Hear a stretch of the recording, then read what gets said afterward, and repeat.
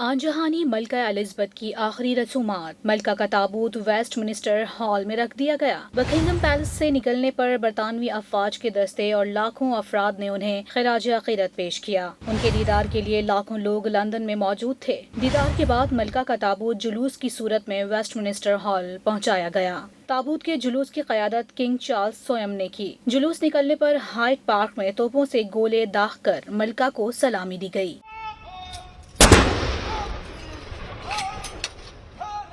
اور بگ بین کی گھنٹیاں بجائی گئی۔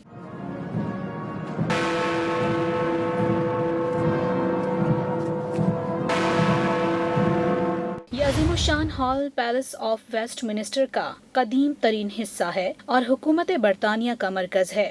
سن 2002 میں ملکہ الزبتھ کی والدہ کو آخری دیدار کے لیے اس ہال میں رکھا گیا تھا۔ ملکہ کی میت کو 11ویں صدی میں تعمیر کیے جانے والے ہال کی قرون وسطی کی لکڑی کی چھت کے نیچے ایک بلند پلیٹ فارم پر رکھا گیا ہے جسے کیٹفالک کہا جاتا ہے۔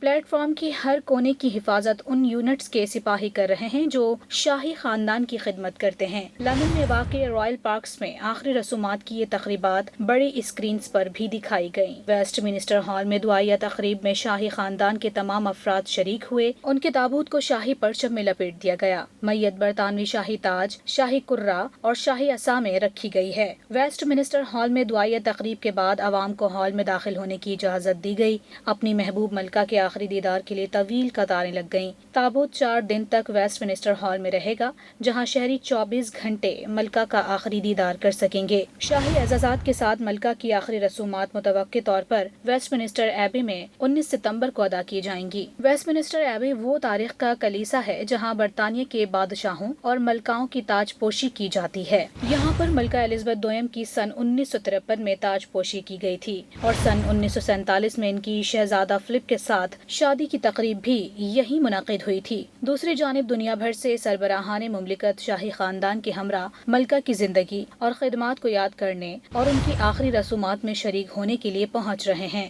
برطانیہ کے سینئر سیاستدان اور سابق وزرائے اعظم بھی اس موقع پر وہاں موجود ہیں۔ وزیر اعظم شہباز شریف بھی ملکہ برطانیہ کی آخری رسومات میں شرکت کے لیے 17 ستمبر کو لندن روانہ ہوں گے۔